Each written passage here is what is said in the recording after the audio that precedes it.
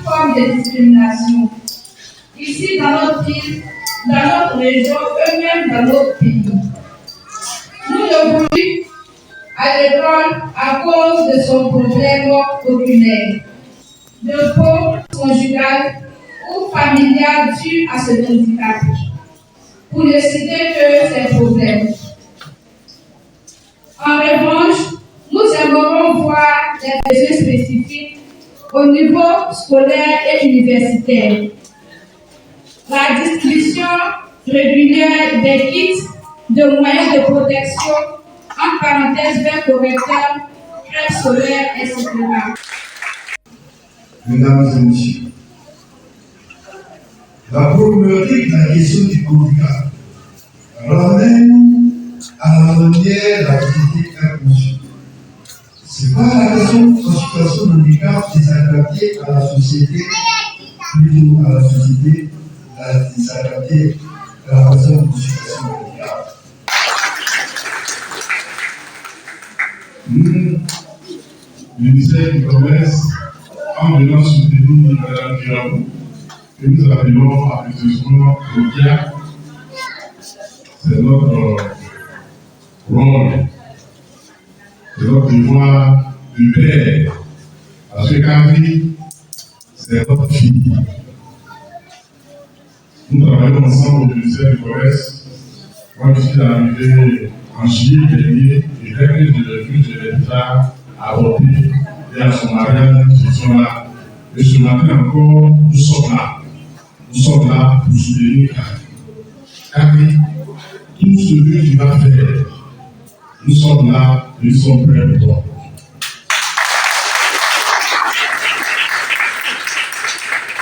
Tout ce que tu vas mettre en œuvre pour pouvoir défendre votre association, pour permettre aux personnes en situation de handicap d'être bien. Les petits moyens que tu mets à notre disposition, nous serons là pour accompagner.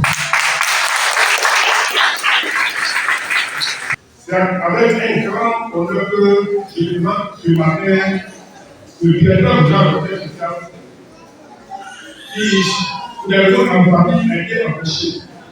Il aura dû bien être là. Il s'en excuse. Il demande de parler des excuses. C'est un honneur pour moi d'être ce matin en public. Parce que, vivre en arrière, quand la coordination des personnes, la façon de lire les arguments était mise en place, a venu à coordonner les votes. Quand je fais une autre personne, beaucoup a été fait. Il y a eu beaucoup d'améliorations. Quand au niveau de la coordination des personnes handicapées, je vois que la façon de lire les arguments, beaucoup de chemin a été fait.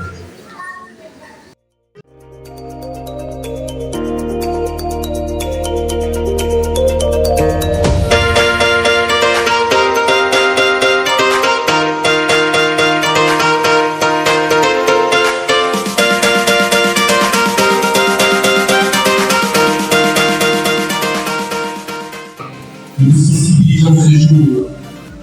Et donc, quand tu te réveilles le matin, on l'appelle de passer les mains. Les ressuscitures de sable qui se trouvent sur son lit sont les mêmes qui se retrouvent sur les lèvres racistes.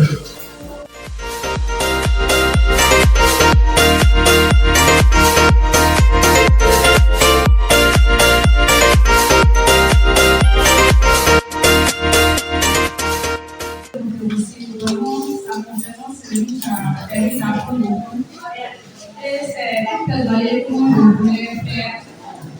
Voilà.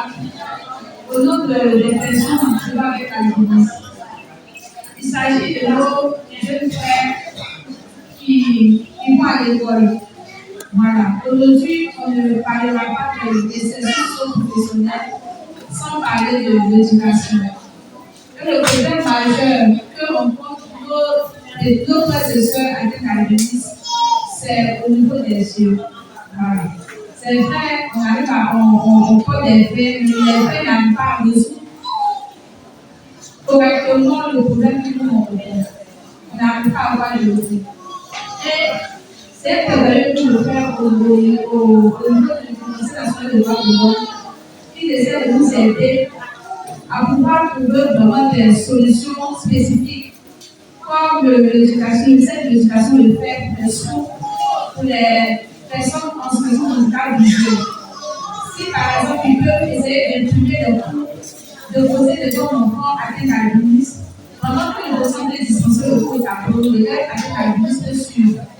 Maintenant, au niveau aussi des examens à long tirage, on implique des sujets avec le même caractère que les personnes à la polyvalence. Et c'est les mêmes heures de composition qu'ils donnent. Alors que l'élève atteints d'albinisme fournit plus d'efforts pour pouvoir lire, comprendre le sujet et traiter le sujet. Et c'est le même temps que les autres. Donc, c'est une tolérance. Si on peut essayer d'agrandir un peu la police, voilà, pour les personnes atteintes d'albinisme, je pense qu'on pourra aussi vraiment être à l'aise, voilà, durant nos différentes éducations scolaires. Il y a des albinos juste avant nous qui peuvent apprendre des concepts d'amis.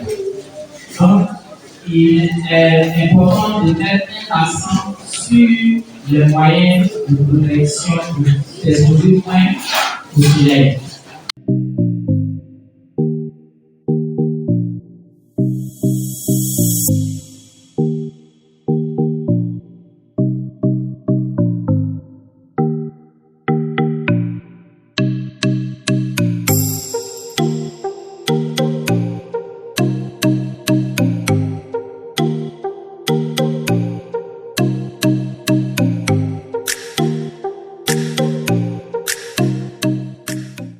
Maître Abba, ABA, Christ Julien Iso.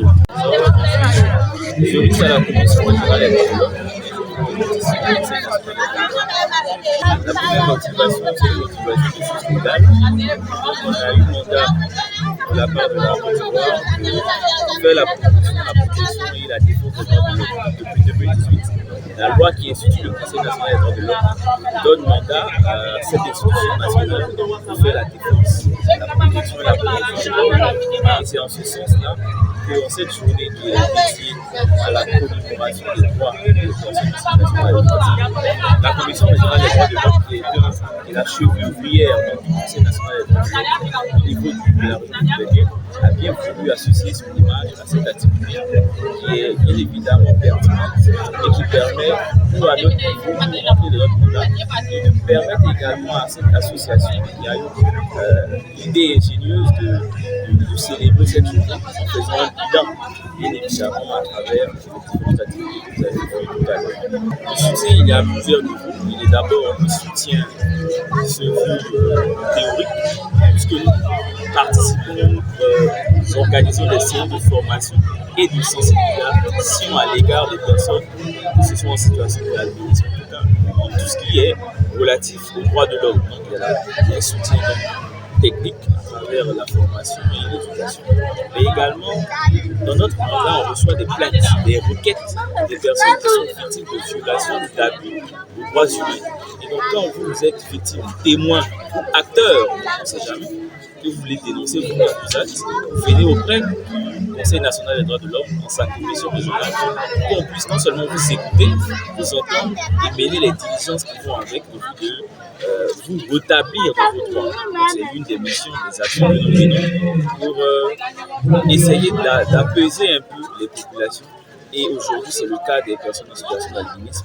Et donc, le Conseil national des droits de l'homme est ouvert donc, à toute personne qui est victime, qui est témoin, qui est en position de faiblesse et qui voudrait tout simplement avoir du réconfort. Donc, il y a du réconfort chez lui. C'est ce que nous sommes venus donner comme message à l'ensemble des populations en situation d'albinisme. La conséquence de l'association du bien-être des albinos. Voilà, d'où vous êtes venu l'idée de faire cette sensibilisation. D'accord. Je peux dire que vu les problèmes que rencontrent les personnes atteintes d'albinisme, les discriminations, les préjugés et les marginalisations, vu ce constat, nous avons décidé de mettre en place l'association Le bien-être des albinos pour la vie en 2012. 2015, l'ONU a décrété chaque 13 juin Journée internationale de sensibilisation à l'albinisme. Cette journée-là qui nous permet de sensibiliser les autorités, la personne atteinte d'albinisme elle-même sur les problèmes qu'elle rencontre et comment remédier à résoudre ces problèmes-là et comment faire également pour la respect-là. Comment faire des déplacements. Donc chaque année, cette année c'est la 11e édition et nous avons profité de cette occasion pour sensibiliser les autorités, la population, la personne qui va avec nous elle-même. Cette année, comme thème problème dermatologique que rencontrent les personnes avec l'albinisme. Et on partage aussi le droit des personnes avec l'albinisme. C'est un appel que je lance à l'endroit des autorités qui doivent prendre en compte la personne avec l'albinisme dans leur programme de développement. Et c'est aussi d'aider aussi ces populations-là. Voilà, tout en prenant en compte les besoins spécifiques. Voilà, on a des difficultés comme les problèmes liés, comme on appelle ça, au volet ophtalmologique et dermatologique. Les crèmes visuelles coûtent extrêmement cher, les consultations coûtent cher, les faits correcteurs également coûtent cher. Donc, si l'État, c'est un appel que je lance, si l'État peut vraiment nous aider à obtenir les crèmes solaires, les faits correcteurs, cela vraiment apportera une consultation à la personne atteinte d'albinisme elle-même ainsi que aux parents des personnes atteintes d'albinisme. L'impact, ça va apporter des réponses aux questions que notre autorité se pose, aux questions, ça va apporter également des réponses aux questions que d'autres personnes atteintes d'albinisme aussi se posent. Parce que tout à l'heure, le Conseil national des droits de l'homme a fait vraiment une communication très édifiante, très enrichissante et à travers cette communication-là, on a pu connaître le droit des personnes atteintes d'albinisme. Ce sont des occasions avec l'action sur les sensibilisations et les sensibilisations. Je suis Sanogo Fatou, étudiante de deuxième année en mine et géologie et pétrole.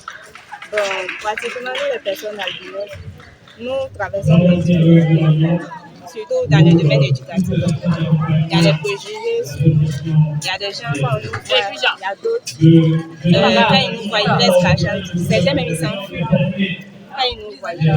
Mais face à cela, nous restons tranquilles. Nous proposons, nous demandons de l'aide, pratiquement surtout aux médias, qu'ils puissent nous aider à relayer les informations sur nous qui pourraient changer la mentalité de la société. Je retiens aujourd'hui que être albinos, ce n'est pas une fatalité. Nous aussi, nous sommes des personnes, des humains, comme les autres, sauf que c'est la mélanine que nous manquons. Donc, face à cela, nous lançons la sensibilisation pour que nos droits soient respectés. Moi, c'est parce que je suis en classe de troisième. Pratiquement, les difficultés, nous menons en classe. Moi, je peux dire, moi, ma cas était très grave. Moi, c'est pas un peu ça. Souvent, les procès parlent. Souvent, ça me met mal à l'aise, mais je n'ai pas le choix. Donc, nous avons décidé de sensibiliser les procès. Sensibiliser notre cas. Kwame Kwakumloré, je suis pasteur à l'église de l'Union missionnaire de la Nouvelle Alliance des Sakasko. Lors de cette campagne, nous retenons que l'albinisme ici, et même si nous sommes en tant qu'albinos, nous avons les mêmes droits, nous sommes aussi les mêmes, on bénéficie des mêmes avantages que les autres qui ne sont pas aussi albinos comme nous. Voilà. En tant qu'albinos, de marginalisation par rapport à certaines conférences. Voilà, les grandes conférences où on est beaucoup invités, Parfois, il est sûr que quelqu'un d'autre s'approche pour s'asseoir à côté de toi. Pour que pas y ait ces cas. Il suis parfois resté seul sur le banc. Des fois aussi, bon, pratiquement le voisin, il est un peu distant de moi. Voilà, j'ai senti ça légèrement. Je ne se connais pas, quelqu'un qui vient et puis bon, il regarde d'abord avant de s'asseoir. Nous, on est un petit peu frustrés. Je suis M. Koulibaly, donc la coordination des personnes handicapées. Je suis à la coordination de la tant que président de la coordination aujourd'hui, elle a mené avec une conscience de toute la communauté sur la problématique de la violence en Côte d'Ivoire, particulièrement en Guadeloupe. Aujourd'hui, que tout le monde doit s'équiper pour que véritablement la lutte contre la problématique de la violence soit une réalité. On parle d'une inclusion.